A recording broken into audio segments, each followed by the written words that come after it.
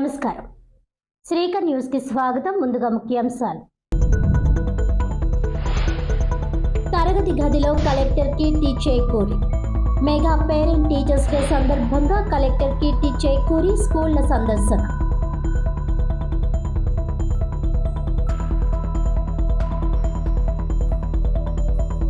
రాజమహేంద్రవరం రూరల్లో అత్యాధునిక అగ్నిమాపక కేంద్రానికి శంకుస్థాపన.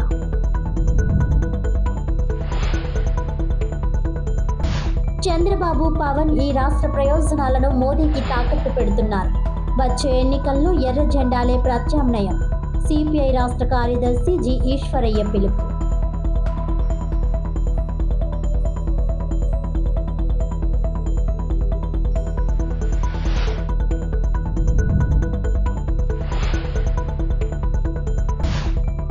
మెగా పేరెంట్ టీచర్స్ డే సందర్భంగా తూర్పుగోదావరి జిల్లా కలెక్టర్ కీర్తి చేకూరి తాళ్లపూడి మండలం అన్నదేవరపేటలోని ప్రభుత్వ ఎలిమెంటరీ స్కూల్ మరియు హై స్కూల్, వేగేశ్వరపురం ప్రభుత్వ హై స్కూళ్లను సందర్శించారు.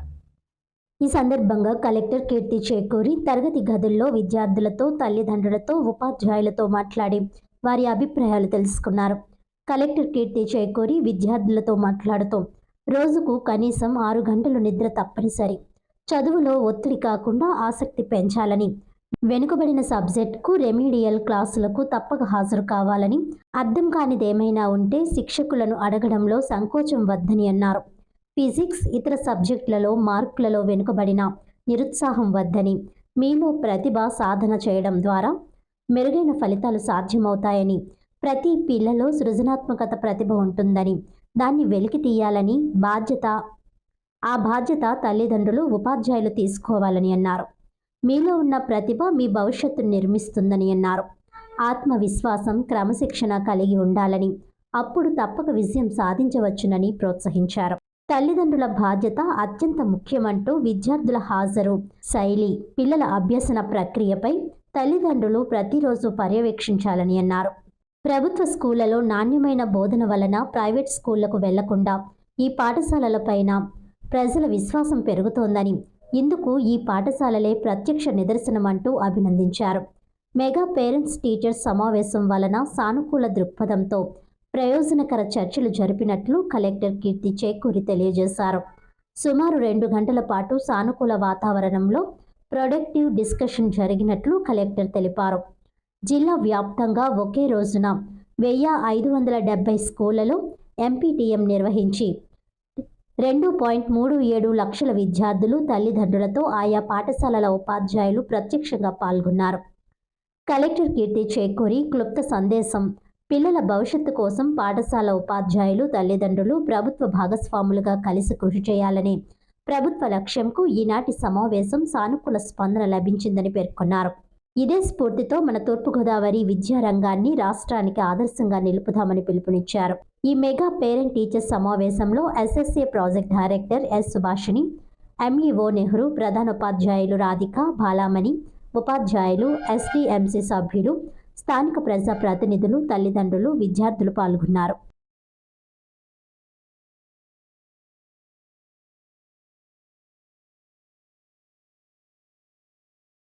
మనము మెగా పీటీఎంలో భాగంగా తాళ్లపూడి మండలంలో 2 స్కూల్స్ విజిట్ చేయడం జరిగింది. ఒకటి హై స్కూల్, ఒకటి ఇప్పుడే ఎలిమెంటరీ స్కూల్.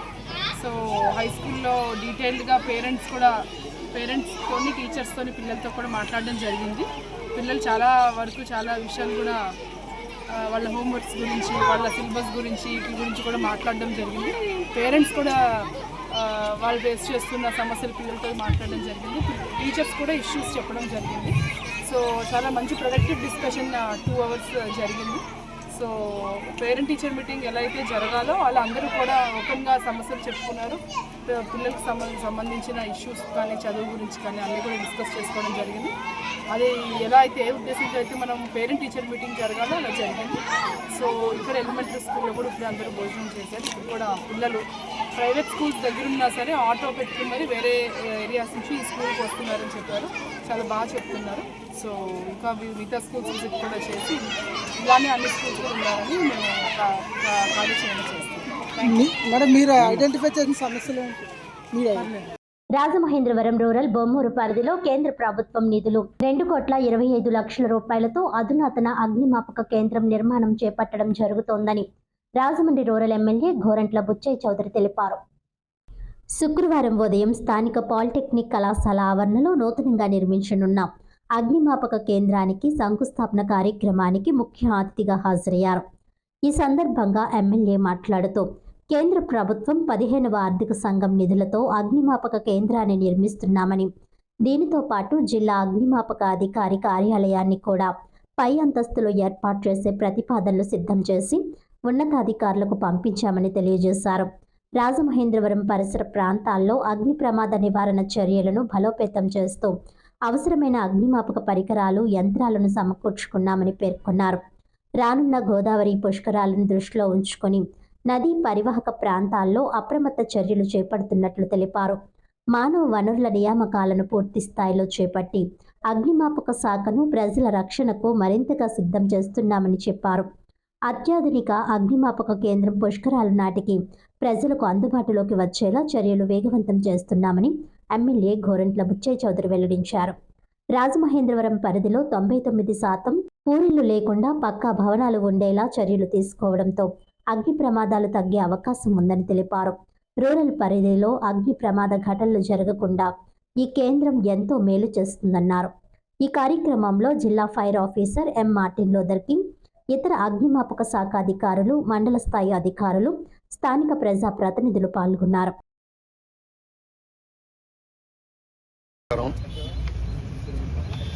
ఆంధ్రప్రదేశ్లో అగ్నిమాపక శాఖ ద్వారా కేంద్ర ప్రభుత్వ నిధులతోటి 2,25,00,000 రూపాయలతో అధునాతన ఫైర్ స్టేషన్ నిర్మాణం జరుగుతోంది. ఇక్కడ దానికి ఇవాళ శంకుస్థాపన చేశాం.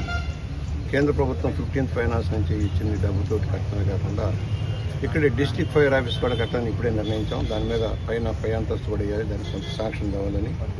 రాజమండ్రిలో చాలా వరకు అగ్ని ప్రమాద నిరోధక యంత్రాలన్నీ మనం పెట్టుకున్నాం.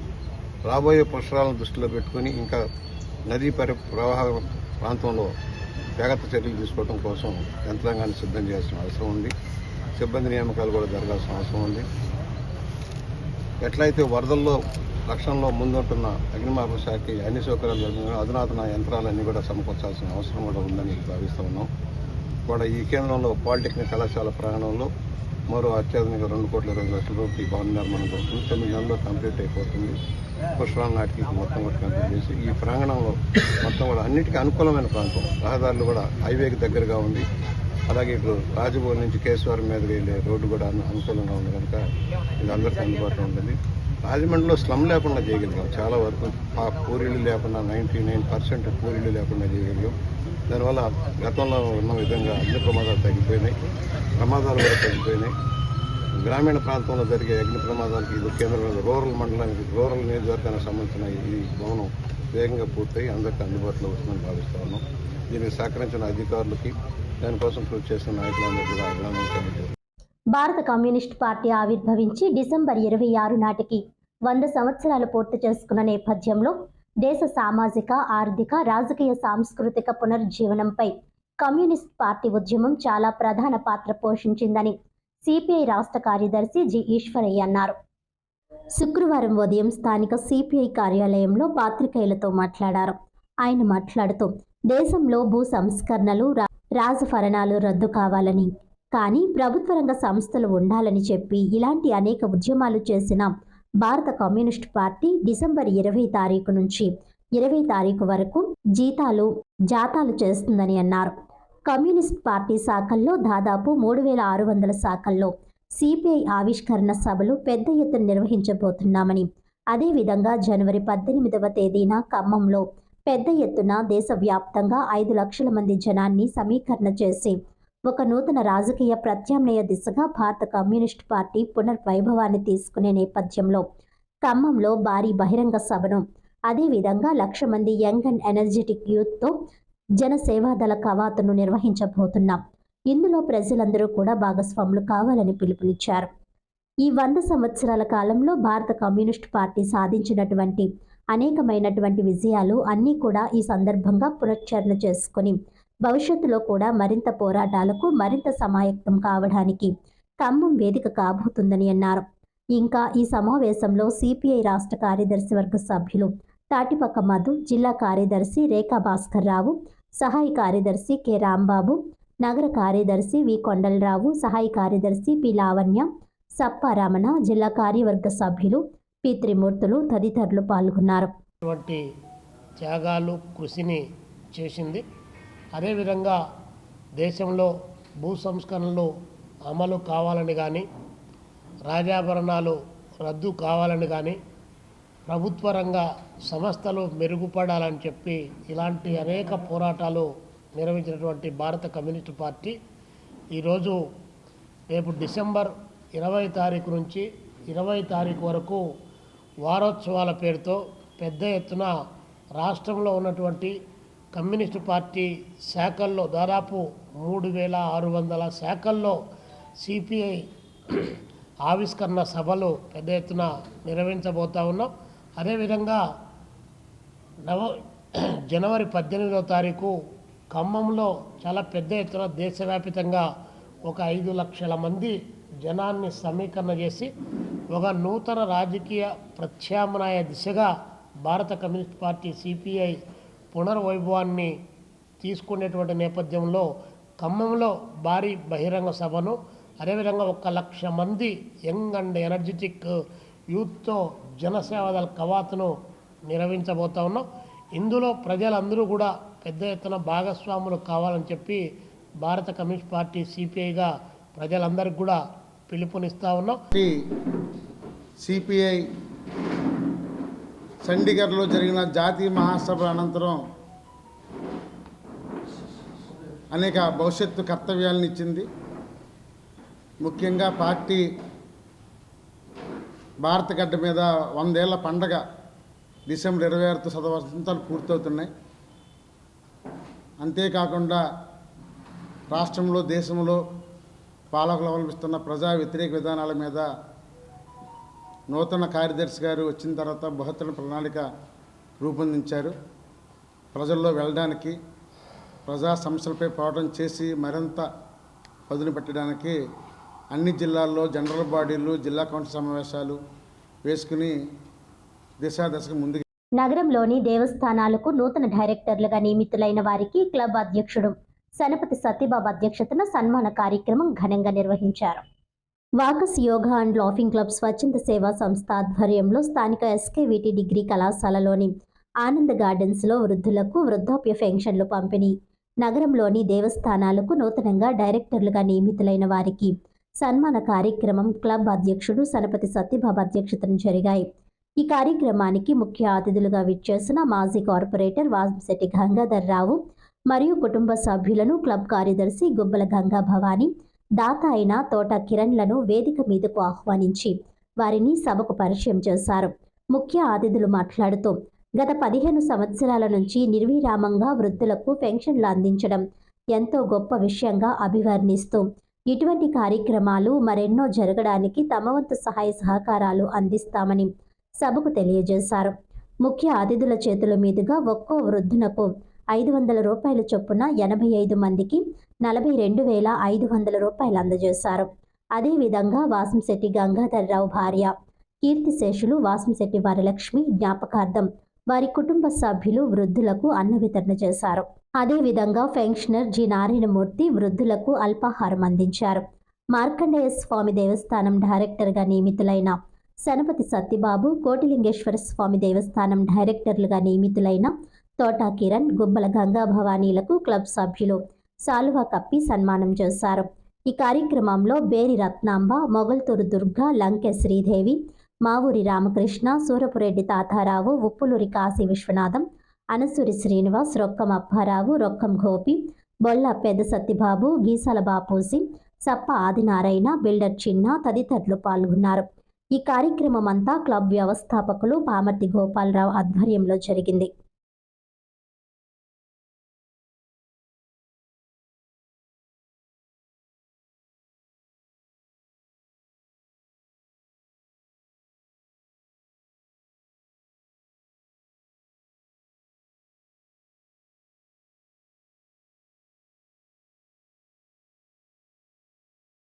ఎవరికైతే ఉద్దేశించామో వాళ్ళకి వెళ్తుంది అనేటువంటి ఆలోచన ఉంటే మాత్రమే దాత కూడా ఆ విరాళం ఇవ్వడానికి ముందుకు వస్తాడు, లేకపోతే ఎవరు కూడా ముందుకు రారు. ఎందుకంటే ఇవాళ ఇంత పెద్ద ప్రతి నెల పింఛన్ ఇస్తూ క్రమం తప్పకుండా, అలాగే కరోనా సమయంలో కూడా మరి చేదోడు వాదోడుగా ఉన్నటువంటి ఈ సంస్థకి ప్రత్యేకమైనటువంటి వారికి, వారి భార్య గారికి, ఈ కమిటీ సభ్యులకి అందరికీ కూడా పేరు పేరున నమస్కరిస్తూ, దరిదాపు 2021లో నా భార్య మరి శివైక్యం చెందింది. ఆ తర్వాత నుంచి 22, 23, 24, 25 దాదాపు 4 సంవత్సరాల నుంచి డిసెంబర్ 5నే చనిపోవడం జరిగింది.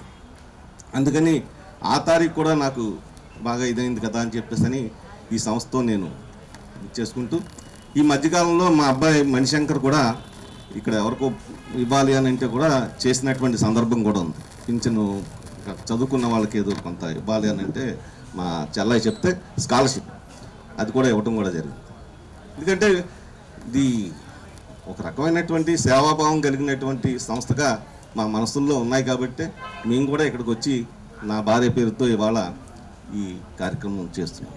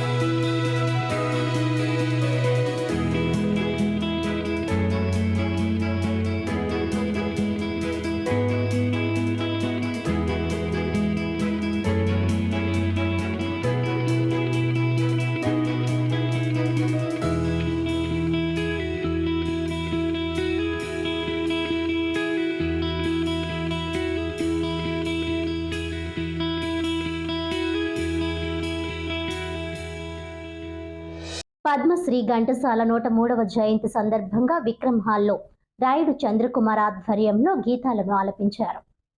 రాజమహేంద్రవరం విక్రమ్ హాల్లో పద్మశ్రీ ఘంటసాల 103వ జయంతి సందర్భంగా గీతాలను ఆలపించారు. ఈ కార్యక్రమం రాయుడు చంద్రకుమార్ ఆధ్వర్యంలో నిర్వహించారు. ముఖ్య అతిథిగా మాధవపేది సురేష్, ఎస్ఏ రామ్ విచ్చేశారు.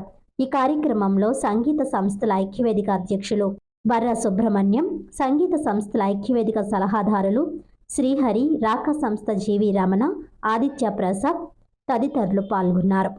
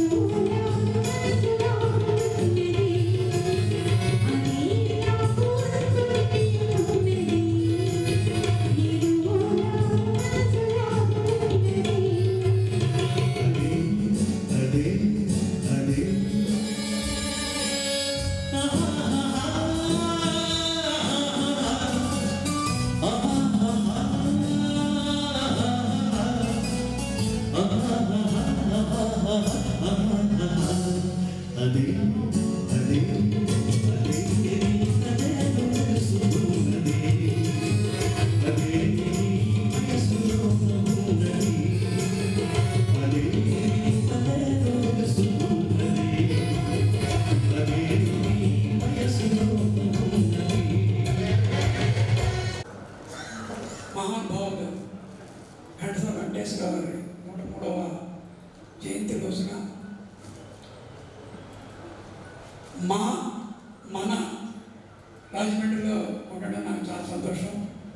నా మిత్రుడు, చిరకాల మిత్రుడు రామ్ దుర్వాసు కూడా ఇక్కడ రావడం, మాకు దగ్గర 100 ఏళ్ల పైన రాజమండ్రితో అనుబంధం.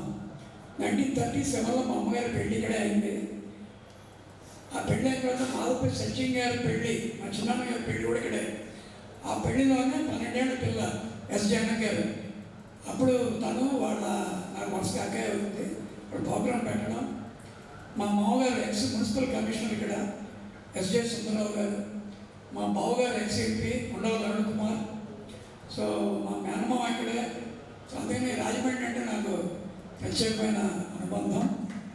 మా ఇల్లు కూడా కార్యాలయంలో, మా ఇల్లు గోదావరి మీద ఉన్న ముఖ్యంగా అనుబంధం. చిరంజీవి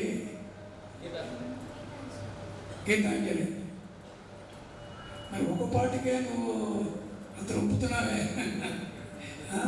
ఘంటసాల గారు ఈ పాటని ఒకే టైప్లో పాడారు, చాలా నేర్చుకుని. మా అమ్మాయి కన్నా చిన్నపిల్లదాన్ని కాబట్టి చెప్తున్నాను. ఎందుకంటే మంచి అందరూ చెప్తారు, కొన్ని మనం చెప్పాలి పెద్దవాళ్ళం కాబట్టి.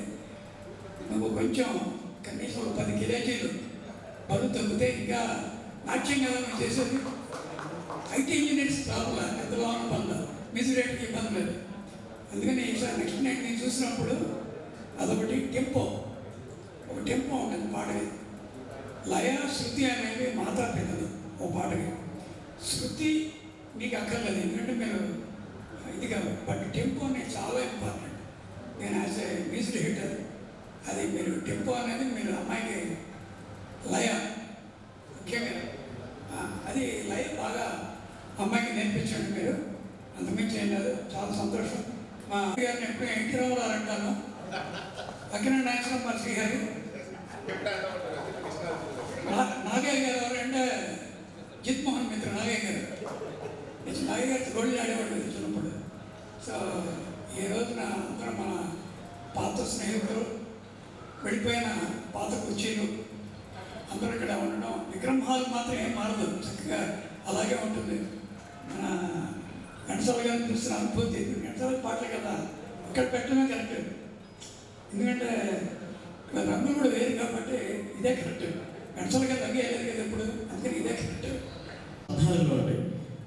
గోదావరి పుష్కరాల టైంలో చంద్రబాబు నాయుడు గారి సమక్షంలో మేమంతా కలిసి ప్రోగ్రామ్ చేస్తాం. మాధవపతి సురేష్ గారి సంగీత సారథ్యంలో మళ్ళీ చేస్తాం.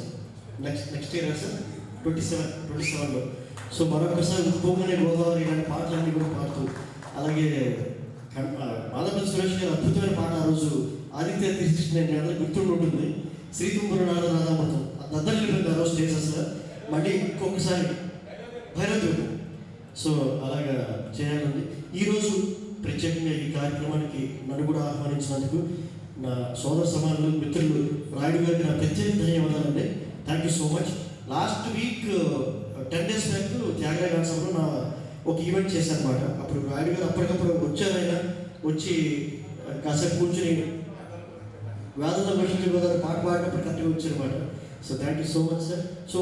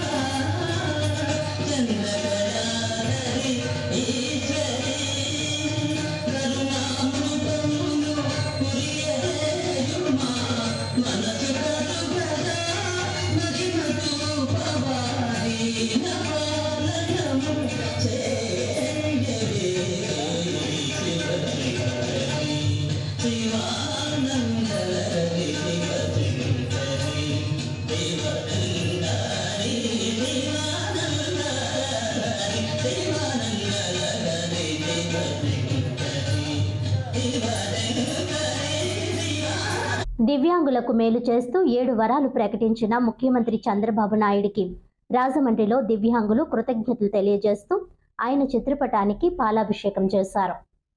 శుక్రవారం శ్రీరామ్ నగర్లోని తెలుగుదేశం పార్టీ రాష్ట్ర ప్రధాన కార్యదర్శి గన్ని కృష్ణ నివాసం వద్ద ఈ కార్యక్రమం జరిగింది. తెలుగుదేశం పార్టీ రాష్ట్ర విభిన్న ప్రతిభావంతుల అధికార ప్రతినిధి కంచిపటి గోవింద్ ఆధ్వర్యంలో ఈ కార్యక్రమం నిర్వహించారు. నగరానికి చెందిన విభిన్న ప్రతిభావంతులు ఈ కార్యక్రమంలో పాల్గొని ముఖ్యమంత్రి చంద్రబాబు నాయుడికి ధన్యవాదాలు తెలిపారు. ఈ సందర్భంగా గోవింద్ మాట్లాడుతూ అన్ని వర్గాల సంక్షేమాన్ని, అభివృద్ధిని ముఖ్యమంత్రి చంద్రబాబు నాయుడు దృష్టిలో పెట్టుకుని ఎన్నో రకాల కార్యక్రమాలు, పథకాలు అమలు చేస్తున్నారని అన్నారు. దివ్యాంగులకు రాజకీయ పదవులు కల్పించే విధంగా నిర్ణయాలు ప్రకటించారని తెలిపారు. వారు తమ కాళ్ల మీద నిలబడేలా పెండింగ్లో ఉన్న బ్యాక్లాగ్ పోస్టులను భర్తీ చేయాలని ఆదేశాలు జారీ చేయడం జరిగిందన్నారు. ఆర్టీసీ బస్సులో ఉచితంగా ప్రయాణ సౌకర్యంతో పాటు ఎన్నికల్లో పోటీ చేసే అవకాశాన్ని గెలవకపోతే ఎక్స్ అఫీషియో మెంబర్గా ఇవ్వాలని ఆదేశాలు ఇచ్చారని అన్నారు. అలాగే ప్రభుత్వం పేదవారికి ఇచ్చే టిట్కో గృహాల్లో గ్రౌండ్ ఫ్లోర్లోనే వారికి నివాసాలు కేటాయించాలని పేర్కొనడం పట్ల దివ్యాంగులు ఆనందం వ్యక్తం చేస్తున్నారని అన్నారు. ఆర్థిక సబ్సిడీ పథకాన్ని తిరిగి ప్రారంభించారని, త్వరలో రాజధాని అమరావతిలో దివ్యాంగుల భవనాన్ని ఏర్పాటు చేయడానికి నిర్ణయించినట్లు తెలిపారు. వినికిడి లోపం ఉన్న విద్యార్థుల కోసం ప్రత్యేక డిగ్రీ కాలేజీల నిర్మాణానికి సన్నాహాలు చేస్తున్నారని, అలాగే అన్ని క్రీడా కార్యక్రమాల్లో వారికి భాగస్వామ్యం కల్పించడం ఆనందకర విషయమని అన్నారు. దివ్యాంగుల కోసం ఆలోచించే ఏకైక నాయకుడు ముఖ్యమంత్రి చంద్రబాబు నాయుడని అన్నారు. ఆయన ప్రకటించిన 7 వరాలు దివ్యాంగుల జీవితాలను మారుస్తాయని, చాలా ఆసరాగా నిలుస్తాయని అన్నారు. ఈ కార్యక్రమంలో తెలుగుదేశం పార్టీ నాయకులు మల్కా వెంకటరాజు, కేవి శ్రీనివాస్, సింహాద్రి కోటిలింగేశ్వరరావు, సింహాద్రి సతీష్, వానపల్లి శ్రీనివాస్, అప్పలరాజు, జాలిం నాని తదితరులు పాల్గొన్నారు. నిన్నటి రోజున అంతర్జాతీయ వికలాంగుల దినోత్సవం రోజున ఎన్డీఏ కూటమిలో ఉన్నటువంటి గౌరవ ముఖ్యమంత్రి వర్యులు శ్రీ నారా చంద్రబాబు నాయుడు గారు మా దివ్యాంగుల కొరకు 7 వరాలు ప్రకటించడం జరిగింది. రాష్ట్ర వ్యాప్తంగా కూడా దివ్యాంగులందరూ కూడా కలిపి మన ముఖ్యమంత్రి వర్యులు శ్రీ నారా చంద్రబాబు నాయుడు గారు మా దివ్యాంగుల ఆశాజ్యోతి అనేటువంటి వారికి పాలాభిషేక కార్యక్రమం చేయడం జరుగుతుంది. ఇలా రానున్న రోజుల్లో అనేక సంక్షేమ పథకాలు కూడా మా దివ్యాంగుల కోసం చేసి సకలాంగులతో సమానంగా మా దివ్యాంగులు కూడా బతకాలని ఒక మంచి దృఢ సంకల్పంతో ముందుకు సాగుతున్నటువంటి గౌరవ ముఖ్యమంత్రి వర్యులు శ్రీ నారా చంద్రబాబు నాయుడు గారు, అలాగే పవన్ కళ్యాణ్ గారు, నారా లోకేష్ గారు, మోడీ గారు కూడా మా దివ్యాంగులందరి తరపు నుండి కూడా ధన్యవాదాలు తెలియజేస్తున్నాం. వార్తలను ముఖ్యాంశాలు మరోసారి. తరగతి గదిలో కలెక్టర్ కీర్తి చేకూరి. మెగా పేరెంట్ టీచర్స్ డే సందర్భంగా కలెక్టర్ కీర్తి చేకూరి స్కూళ్ల సందర్శన.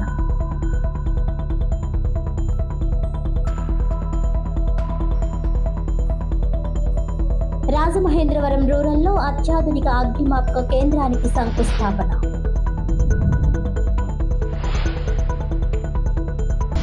చంద్రబాబు, పవన్ ఈ రాష్ట్ర ప్రయోజనాలను మోదీకి తాకట్టు పెడుతున్నారు. వచ్చే ఎన్నికల్లో ఎర్ర జెండాలే ప్రత్యామ్నాయం. సిపిఐ రాష్ట్ర కార్యదర్శి జి ఈశ్వరయ్య పిలుపు.